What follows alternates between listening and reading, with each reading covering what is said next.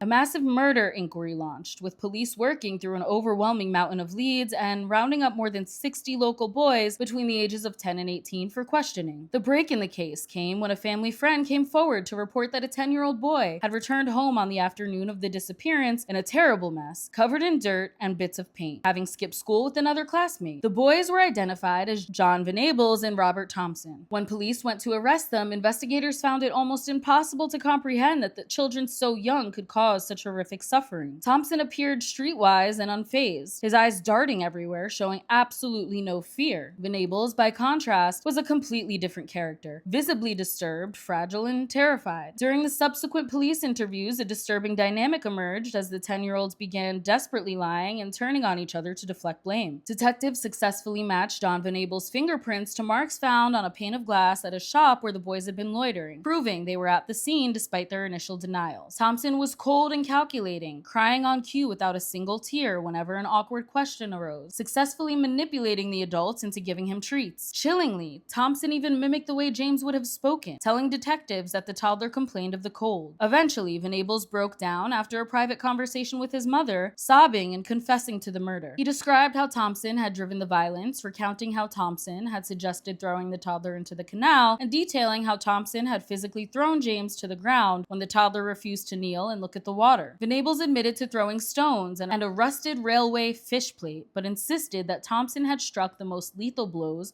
with bricks and a heavy iron bar, yelling at the helpless toddler to stay down. Thompson, meanwhile, steadfastly denied his role, maintaining that it was all Venables' doing. The weight of the evidence led to both boys being formally charged with abduction and murder. The trial at Preston County Court was a grueling, deeply emotional event for everyone involved, including the prosecution team and the numerous adult witnesses who wept in court, carrying an immense burden of guilt for seeing the trio that day but failing to intervene because they assumed James was simply with his older brother. Forensic scientists presented a definitive moment of clarity when they matched impressions on James's head directly to the unique D-rings and double-bowed laces of Robert Thompson's trainers, proving that he had stomped on the toddler's face. The jury took little time to return a guilty verdict. Upon hearing the words, Thompson gasped for air in absolute shock while Venables burst into tears. The judge sentenced them to be detained at Her Majesty's pleasure, promising they would be locked away for a very long time. However, the family faced a devastating second betrayal when they learned that very many years amounted to just an 18-year sentence in a secure children's home. The killers never spent a single day in a young offenders institution or an adult prison, a reality that the Bulger family viewed as a horrific failure of justice. In the years that followed their release, the systemic failure became undeniable. While Robert Thompson was reportedly rehabilitated, John Venables proved to be a permanent danger to